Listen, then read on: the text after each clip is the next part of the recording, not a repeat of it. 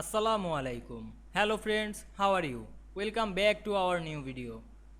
In this video I am going to show you how to change the white of a table border in Word. Let's get started. At first we have to open a Word document. Then we want to change the white of a table border. At first create a table in this page. Go to the insert menu and click table option and create a table. Now we can see here we create a table, and now we select the table, click and drag on your mouse, then go to the design menu and select table border white 4pt, then click the borders option and choose all borders. Now we can see we changed the white of a table border very easily.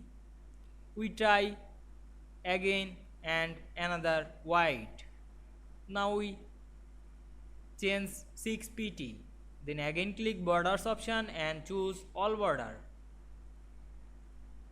I hope you enjoyed the video.